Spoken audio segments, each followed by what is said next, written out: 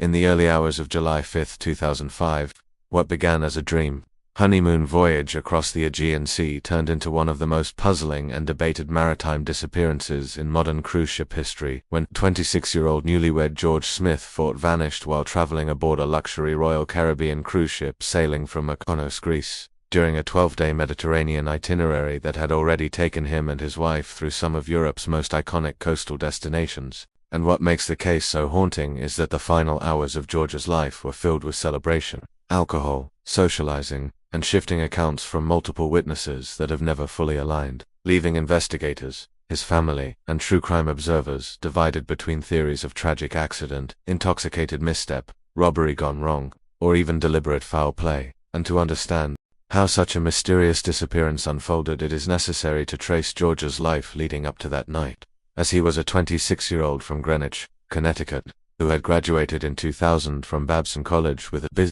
business degree and initially worked in Boston as a computer search engine analyst, before returning home to support his family's liquor store business operated by his father, George Smith III, a move that reflected his strong family ties and sociable nature. And those who knew him described him as energetic, outgoing, and deeply connected to his parents Maureen and George III and his sister Brie, someone who preferred interaction and activity over isolated office work. And in June 2005 he married his longtime girlfriend Jennifer Hagel in a picturesque ceremony in Newport, Rhode Island overlooking the ocean cliffs, marking the beginning of what should have been a joyful new chapter. And shortly after their wedding the couple departed for a luxury honeymoon aboard the MS Brilliance of the Seas, a massive cruise ship operated by Royal Caribbean, departing Barcelona on June 29, 2005, and stopping along the French Riviera and Italian coastline before heading into the Aegean Sea. And during the voyage they socialized with various passengers, including a young Californian family named the Askins and a group of Russian-American teenagers,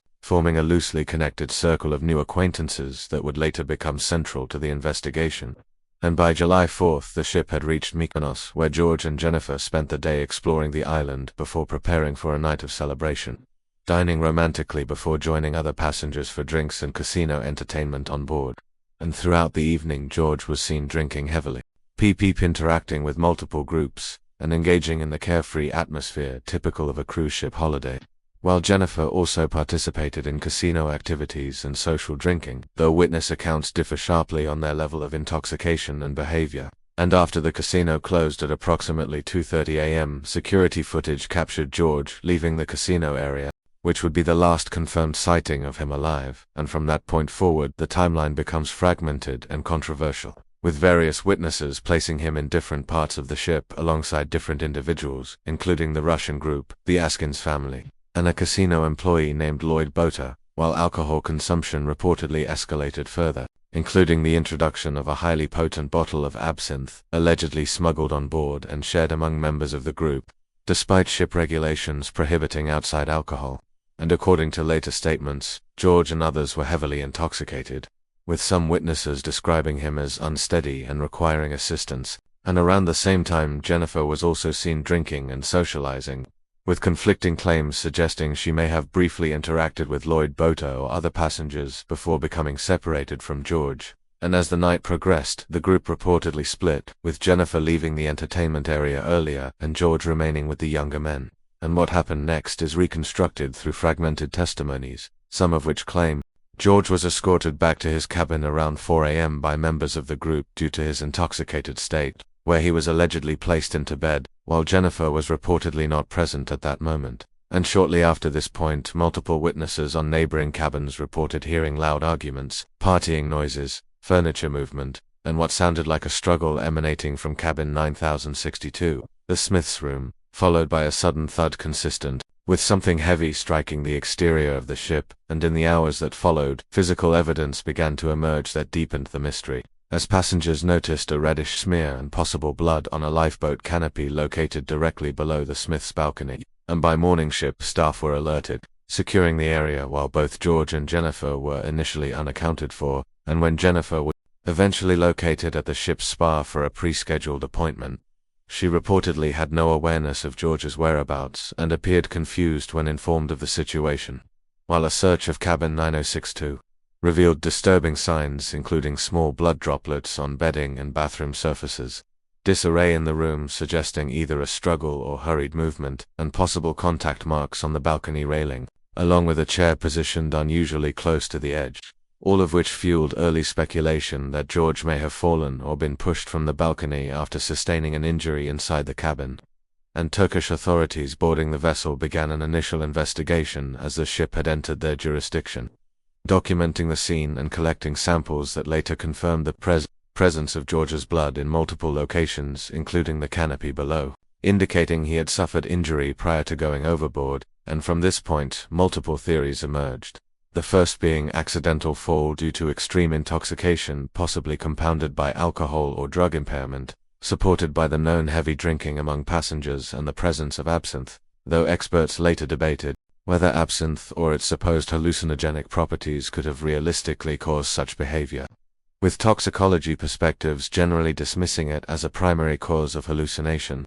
And another theory suggested robbery, as multiple witnesses reported that George and Jennifer had allegedly spoken about large amounts of money in their cabin, including wedding gifts or gambling winnings, and George was known to be wearing a valuable watch while Jennifer possessed jewelry of significant value, raising the possibility that individuals in their group may have targeted the couple. And in this theory, the blood evidence could be consistent with a struggle during a theft attempt, potentially involving the removal of a watch or resistance leading to injury. While another, more controversial theory involved foul play between passengers, as some witnesses claimed tension between George and Jennifer during the night, including an alleged argument, and Jennifer briefly leaving the group intoxicated, later found wandering and eventually returning to her cabin disoriented, and later found asleep in a hallway. And this behavior was scrutinized heavily in media coverage and legal proceedings, though she consistently maintained she had little to no memory of events after early morning hours. And investigators also focused attention on the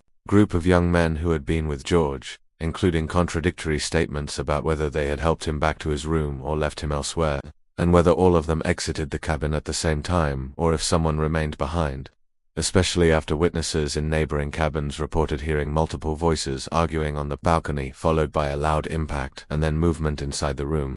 And further complicating matters were key card records and service logs that were interpreted in different ways by different parties, including disputed claims about room service orders and access times. While Royal Caribbean initially treated the incident as a possible accidental overboard event and later faced criticism from George's family for how quickly evidence areas were cleaned and how the investigation was handled, and as pressure mounted, the FBI became involved, focusing on passenger interviews and inconsistencies in statements, but much of their findings remained confidential, adding to public speculation and frustration. And over time, legal battles emerged between the Smith family, Jennifer, and the cruise line, including a settlement in which Jennifer received compensation, a move that further strained relationships and fueled suspicion among George's relatives who believed more answers should have been pursued before any settlement was reached. While independent forensic expert Dr. Henry Lee was later brought in by the family to reassess evidence and suggested that the balcony height and physical setup made accidental fall less likely without significant impairment or external force,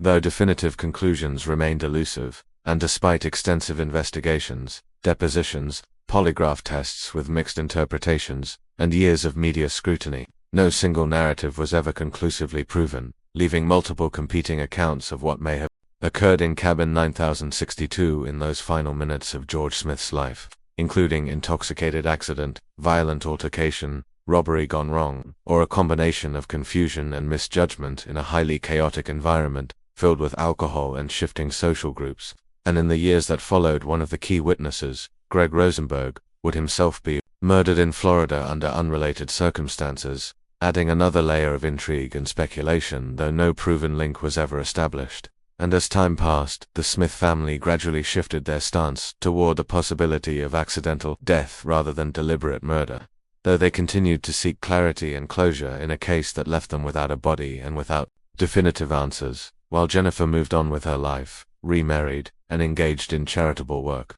and Royal Caribbean continued to deny wrongdoing while facing criticism over safety procedures and investigative handling. And today the disappearance of George Smith remains officially unsolved, a haunting maritime mystery that continues to be debated among investigators and true crime audiences alike, symbolizing how quickly a celebratory honeymoon can descend into confusion, conflicting testimony, and permanent uncertainty. with the final moments aboard that cruise ship still locked in contradiction, leaving only fragments of truth scattered across witness statements, forensic traces, and unanswered questions drifting somewhere in the Aegean Sea.